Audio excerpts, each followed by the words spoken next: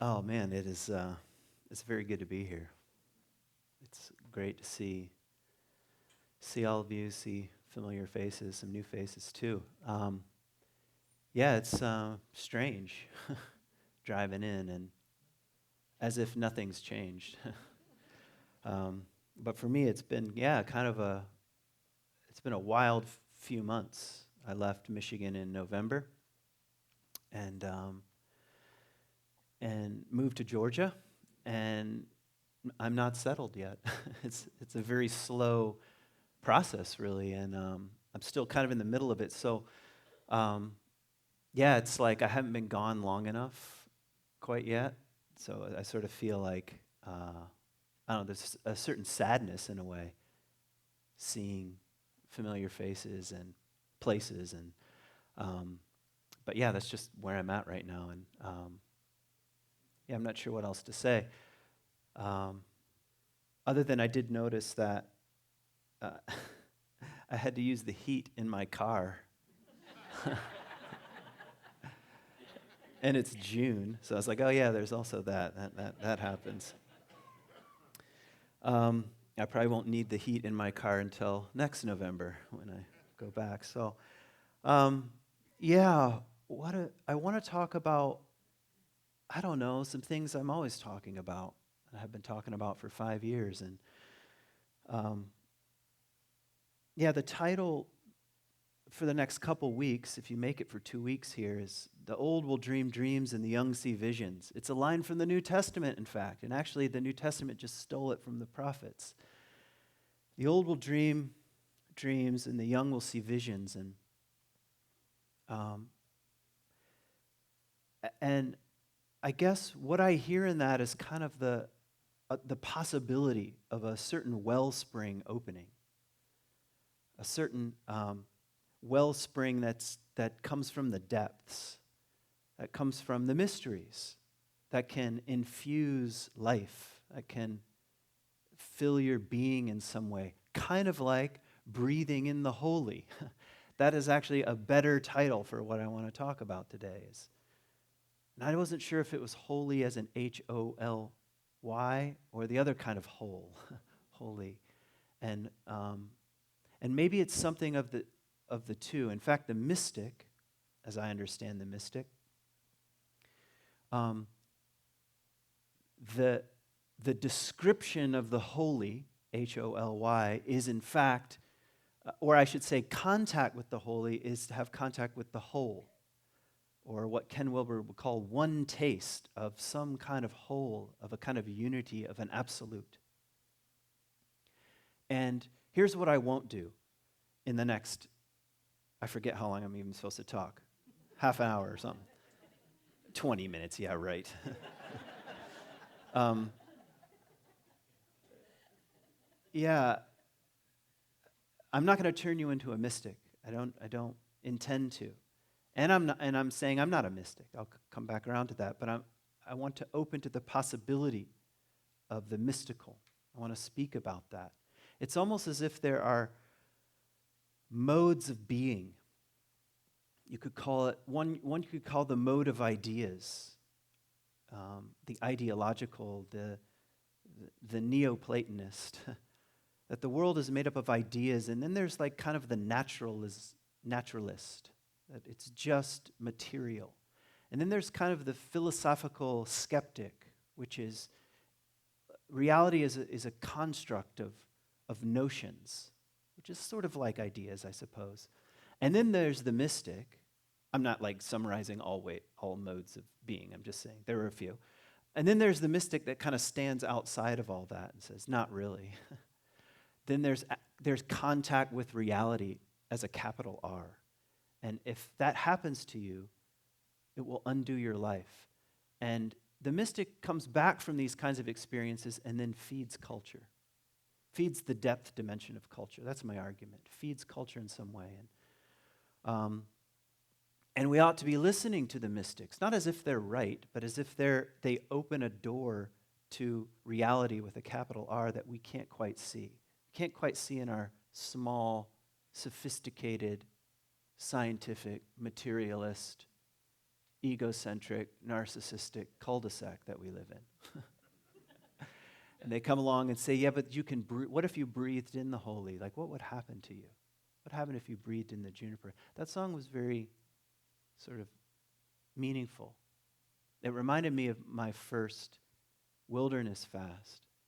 And I remember after like 3 days, it's funny how you think you notice things, but you don't notice things. And sometimes 3 days of not eating, you notice something that was right next to you.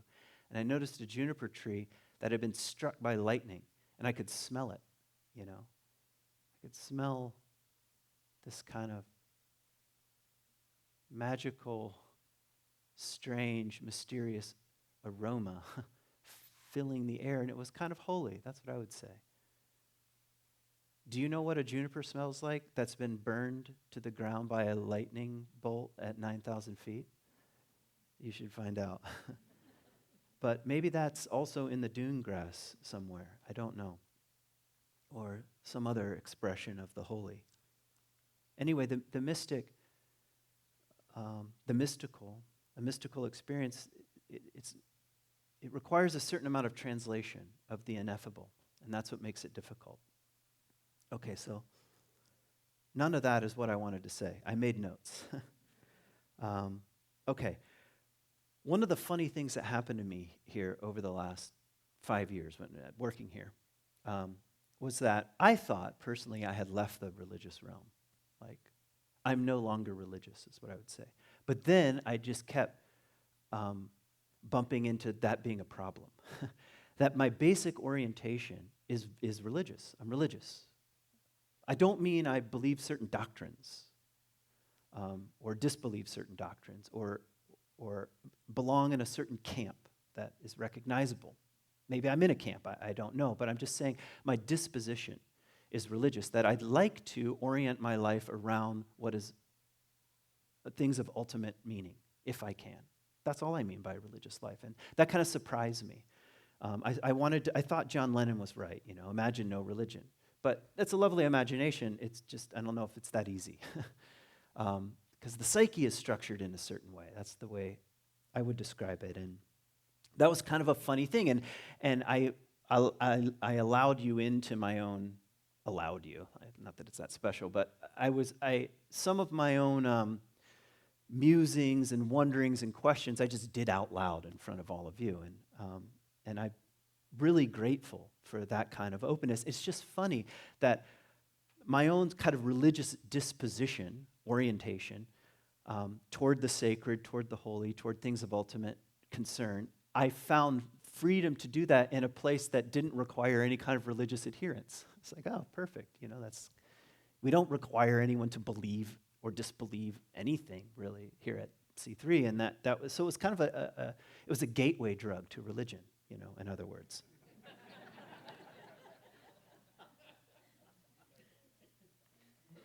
And also, I grew tired of my own deconstruction. And I think deconstruction has a place, by the way. I think deconstruction of faith traditions, is a very important and very modern gift to the world. It just has its limits. Because you can deconstruct forever, and then that becomes your major mode of being in the world. And the question always for me is, now what? And I'm not here to say, now what for you. I'm just saying, that's a question I have, now what? Now that, so T.S. Eliot has this amazing line. He says, we live in a heap of broken images. It's like the broken images, the symbols that have held cultures together are just strewn across the road of modernity. They're just smashed to bits and collected in the potholes that are particularly special in this part of the world. They're just scattered everywhere. What was my point with that? That's the age we live in.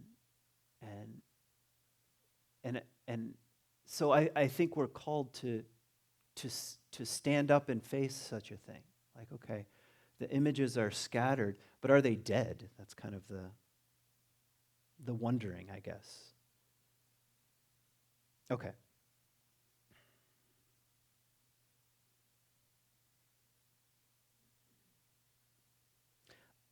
I want to say something that's more of an intuition, and it goes something like this. I can feel personally, can feel, the possibility of returning to the sacred, or even to God, or to mystery, which we sometimes call God, or orienting our life around goodness, truth, and beauty. That's my intuition about the kind of spiritual illness of our age, that this possibility stands in front of us, or we have the possibility to contemplate the deepest questions and to wrestle with suffering and to wrestle with justice. And to put something or someone or no thing in quotation marks, at the center that's something other than the human ego, which I think that's largely how I would describe the modern world, in my opinion. The ego is the thing we revolve around, the I, the small self. And I think the mystic comes along and says, something else is at the center, even if we don't know what the name of that thing or no thing is. And I like that as a challenge. I like that as a challenge. Because we've had quite a run putting the human ego at the center of the world, the center of culture, at the center of meaning. And that's the world we live in. So do you like it? So maybe there's an alternative. That's sort of what I'm musing about here. And that to live a life of meaning, or at least a life in pursuit of this kind of meaning, is kind of my own apocalyptic musing. That's where I sense things can go. Okay. I've spoken of this many times, and I want to kind of build something out here. That something I got from Jung is that human beings have a religious instinct. Okay? And I had been saying to you, and in case you forgot, I'm telling you now, that Jung believed in a religious instinct. And what did he mean by instinct? Instinct like in the, fight, freeze, flight, sex, shelter, food, religion. Now, he said religious instinct, not religions. It's an impulse. It's that impulse toward meaning. Meaning making, you could say. That would be almost a skeptical way of saying it. Like we create meaning. But whether we create it or find it, that's maybe one of the deeper questions. Do we just stumble into meaning or do we create meaning? Right now I'm saying it doesn't matter. The instinct is there and you can't get rid of it. How do you know? Well, because people who leave religion can become fundamentalists for atheism or whatever, or some kind of ideology. The impulse to say, this is now the ultimate truth doesn't go away. You can't leave it behind. It follows you around into whatever new country you happen to be roaming around. And I left that old world and now I'm free, but you carry the instinct with you, the instinct toward ultimate meaning. And I'm saying, okay, great. We celebrate that instinct toward ultimate meaning. I'm not here to define how you ought to pursue such a thing, but I'm just saying it's there, it's present. And if he's right, we ought to be pretty careful, I think. Careful in what sense? That we all end up worshiping something anyway, would be the crass way of saying it. We end up worshiping something anyway, even if it's not God, because the religious impulse is so deep in the human instinctual somatic frame. Okay, I want to add to it. So, over the last couple of months, I just for some reason woke up in the morning and thought, what the heck is mysticism?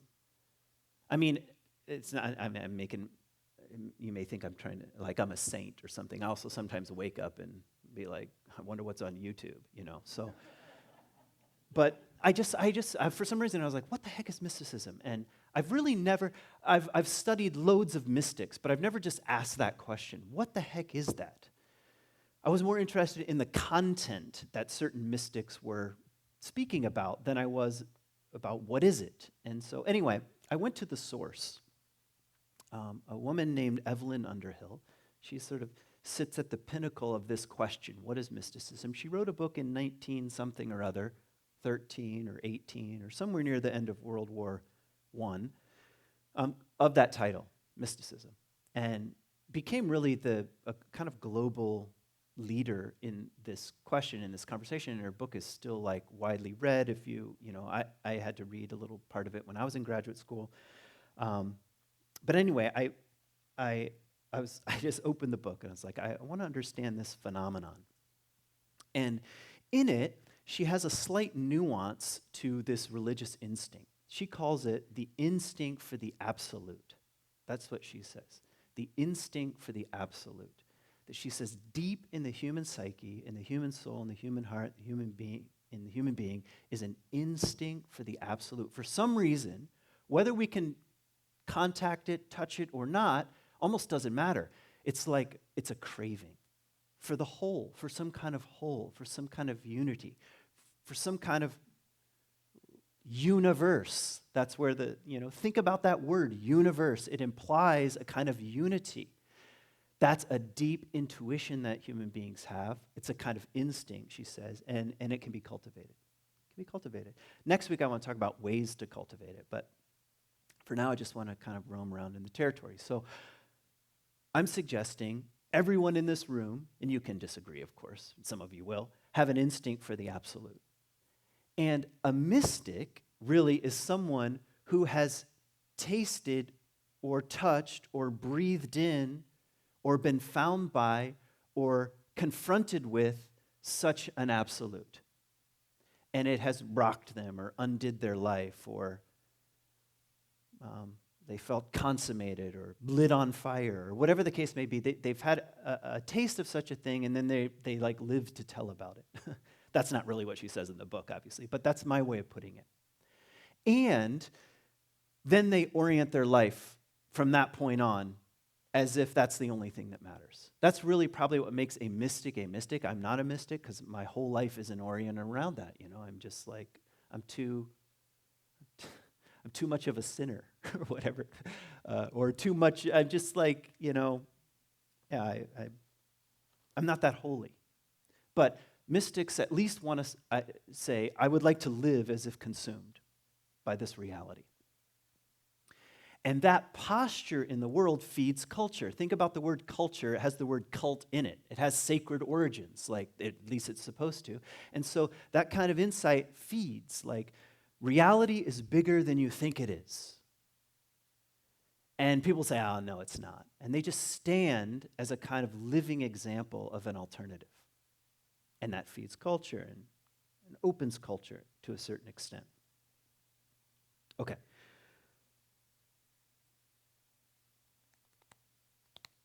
So, I'll give you some examples of how you might be able to think about this. So when I first started questioning my own Christianity, my own faith, my own sort of biblical upbringing, the Bible itself, somewhere along the line, I bumped into Heschel. Abraham Heschel, Jewish rabbi, also sort of philosopher of religion. It was the first time I'd ever actually bumped into something called the philosophy of religion. I didn't know you could do such a thing. I thought religion was either true or untrue. I didn't know people then talked about it in a philosophical way. And so it was like, what's this? And Heschel, I found, he's a very profound thinker and writer and so forth. And he says something interesting. He says that there's a distinction between the written record, the content, say, of religion or of a sacred text, what's written down and passed down, and the possibility of an actual experience of the sacred or the divine. So he says, for example, let's take the Hebrew prophets. The fundamental question is actually quite simple. Did something happen? Not what's the actual content. Most of the people who argue about religion are arguing about content. did this or that happen? Was Jonah really swallowed? Did he really live inside a fish? Did the sun really stand still in the book of, like it says in the book of Joshua? And the fundamentalists like, oh yes, it definitely stood still. And other people are like, that doesn't make any sense. And we're arguing about the content, and all of that's fine. It's part of the record. You could do the same thing with Buddhist texts. You can do the same thing with Islam. That's the written record. But he says we have to hold out the question of, did something happen? Was there contact with the transcendent? And some people would say no. And what Heschel is saying is yes, possibly yes. That there is contact with, I'll use it more of a Jungian phrase, with the numinous, with the mystery, with the mysteries. And it opens. There's an opening. It blows the door off what we called reality with a tiny r, and now there's something like reality with a larger r. And he says, yes. And that's the fundamental, that's what makes religion fundamentally interesting, is that there was contact.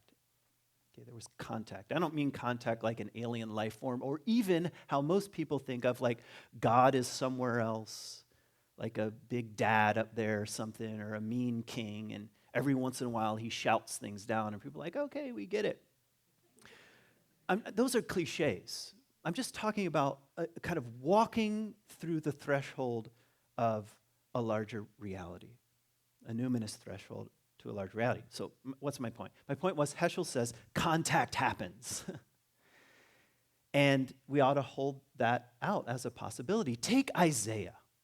Okay, Isaiah, the prophet, here's a drive-through of his vision. He said, so there I was, I'm paraphrasing, there I was. And I saw, it's a vision, a dream, a vision. I saw a house. Actually, it says temple in English, but the Hebrew says house. I saw a house, and in this house, Yahweh was on a chair. I'm directly translating. You would read temple, throne, but just says I saw a house and Yahweh was in a chair, I guess having a seat. And seraphim, that's a Hebrew word, which is something more like serpents, not angels, were flying around him. And they had 6 wings. And with 2, they covered their eyes. And with 2, they covered their feet. And with 2, they flew. And they were saying, holy. They were saying kadosh, that's the word. Holy, holy, holy. Kadosh, kadosh, kadosh. Okay. From Heschel's point of view, did something happen? And I'd like to say something happened. It was a glimpse of the world beyond the world. The language is particularly ancient and is in Hebrew and contains cultural images like houses and thrones or chairs or flying serpents. It's not an unusual image in the ancient Near East. It's cultural, and that's part of the translation work of the ineffable. Maybe what Isaiah experienced cannot be spoken about, but he tries. Am I making sense? And that kind of possibility. So what do you walk away with when you hear that? What's Isaiah trying to say? Forget about theology for a moment, or a certain view of God. I think Isaiah is trying to say, the world is holy. Life is sacred. We live inside a sacred house. What if we woke up to such a reality? That's what I think he's trying to say. And that's part of there's like a transition. So lodged in between experience and language is the symbol itself. And that's a symbol. Like it's a visionary symbol. And I'm saying the old will dream and the young see visions. And it's an age, in my opinion, where we need visionary symbols that bridge the world between the mysteries, between the numinous, between the great mystery, and just ordinary culture and language, and going to the store and buying gasoline or whatever. I don't know, just ordinary things. Symbols stand in between. And the mystics say, we've seen the veil lifted, or what the Celts call, I was in a thin place, or something like that, and we've come back and we're reporting on it. And it's meant to disrupt what you think is real.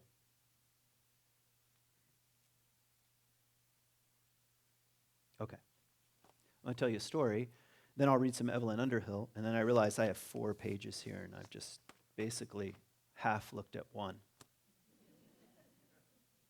Okay, here's a great story from the desert fathers and mothers of Egypt and Syria.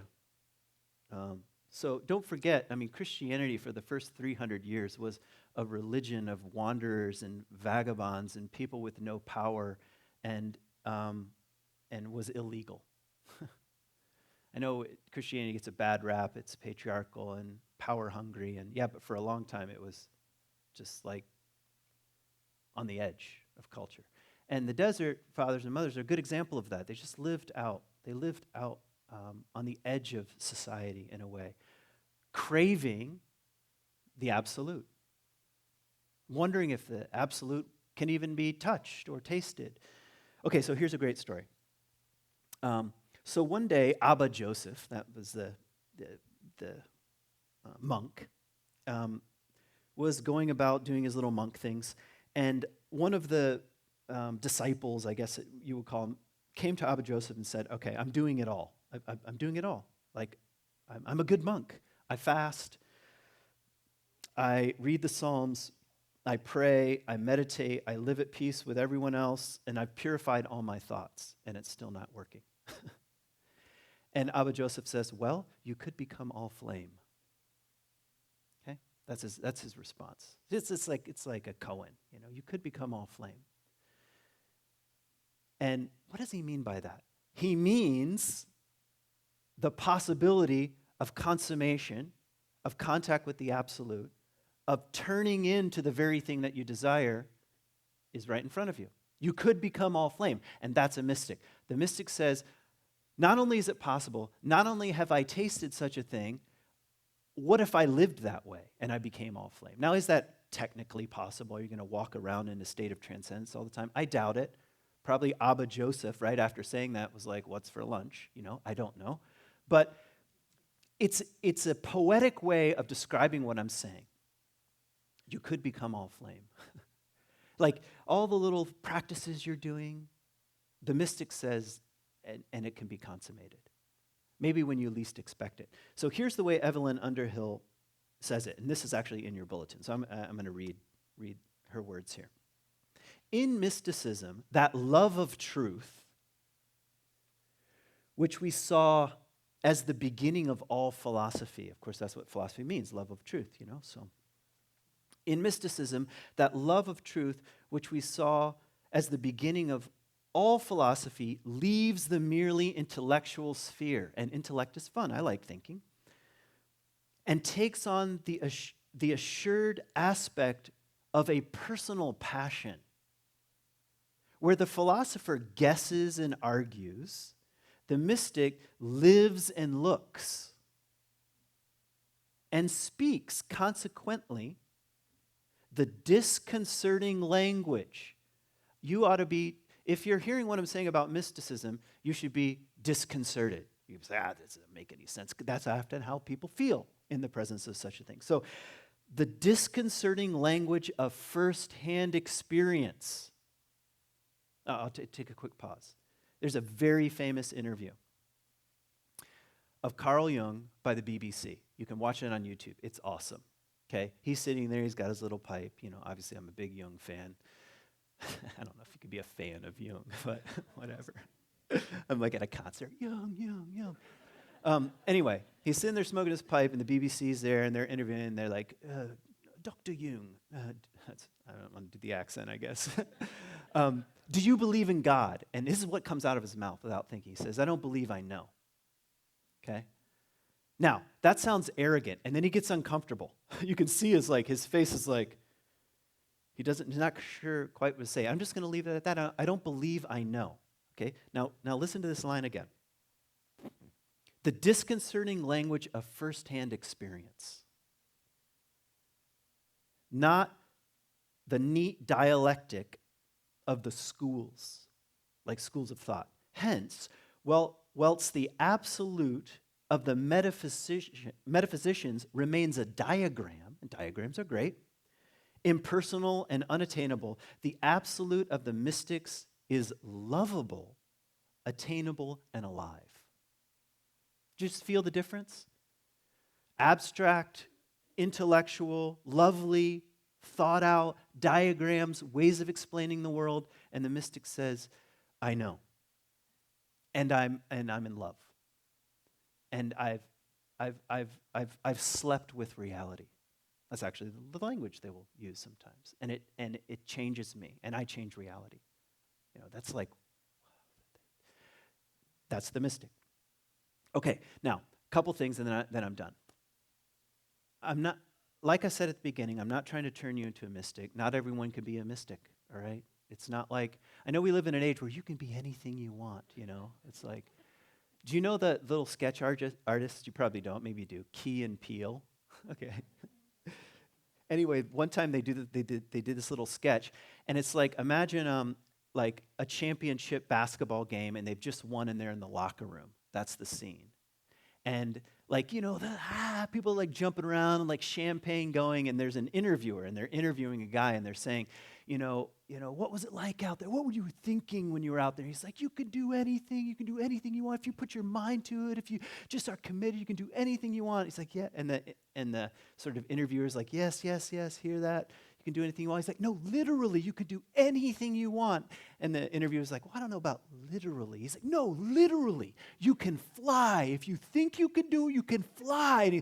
And he's like, no, you can't. He's like, no, kids, go up on your roof, jump off. And the interviewer's saying, no, kids, do not do that, okay? That's what I'm saying about mysticism, all right? Not everybody needs to go up on the roof and fly. But I'm saying, what if we just started exercising a bit of that muscle, okay? Like, what if we softened our rigidity about what we think is true? What if we exercised, I'll say more how next week, the imaginal realm of the human psyche? The old will dream and the young see visions. As a taste, as a possibility of exercising our full, whole humanness, which is inside a whole universe, which is a kind of unity which every once in a while we get a taste or a glimpse of. And I'm saying, yeah, we could start exercising that muscle. We don't have to rush out and become mystics. Maybe we can't, but maybe we have something to learn. Someone called me a nature mystic the other day, and at first I was like, yeah, nature mystic. I'm going to get that tattooed here, nature mystic. But it also made me uncomfortable. I'm like, no, I'm not really. No, I'm not really a nature mystic. Or I won't name names, but there was a pastor who wrote a book recently, and he had kind of left the church, and in it he refers to himself as a mystic because he took a few psychedelics. I was like, oh, so it's that easy, little weekend medicine journey, and voila, you're a mystic. And I think, no, not really. I don't think he's become all flame, in other words. So we can hold a certain amount of okay, this is always one of my big plaguing questions. What do we need to listen to from the past, from the tradition of ancestors, from the tradition of saints and mystics and heretics and artists and wanderers into the unconscious realm and myths and stories? What do we really need to be listening to that can open us, that can help us? And what muscles might we need to exercise to open to such realms ourselves? Not that we need to become something.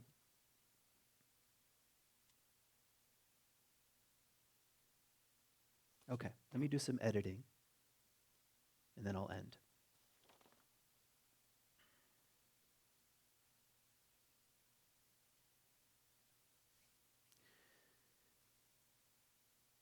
I'll read some sentences that I wrote, and you can take it or leave it. To be fully human is to exercise this instinct for the absolute.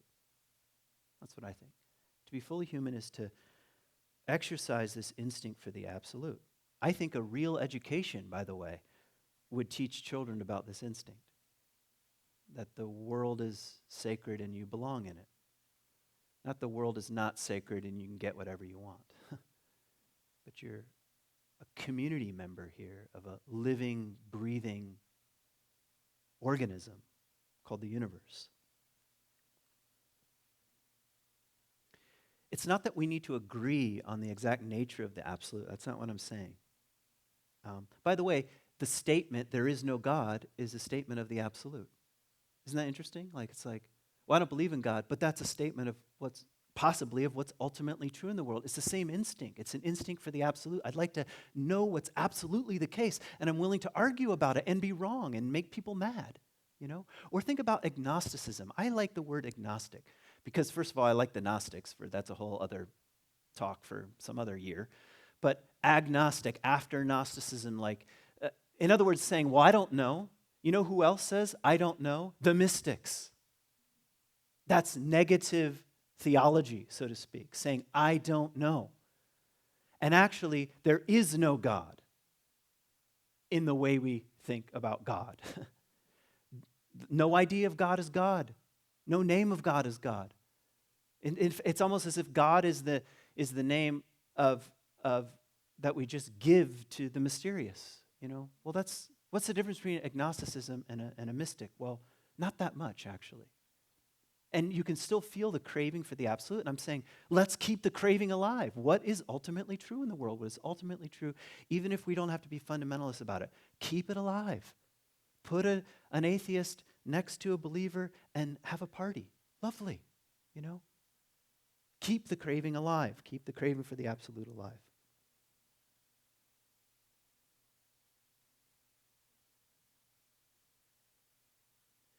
Wouldn't you want to die? You're going to die. I'm going to die. We're all going to die. That was my repeated theme for 5 years. I just thought I'd remind you. But wouldn't you want to die to reach the end as open to the mystery of life as possible? I think, yeah, I would like to. And that requires a certain amount of humility on my part. I have to say, I don't know. I want to remain open. I don't want to close the channels. I don't want to close the channels of perception, the possibilities of breathing in the holy. Yeah, so when you want to die to reach the end as open to the mystery of life as possible, having given your life to something greater and having a few tastes that you are not the center of reality, but are one more beautiful expression of the sacred and divine dance party. That's my language. And all I'm saying is the mystical path will help. And next week I'll try to lay out a few ways of exercising that muscle. And for the time being, thanks for listening.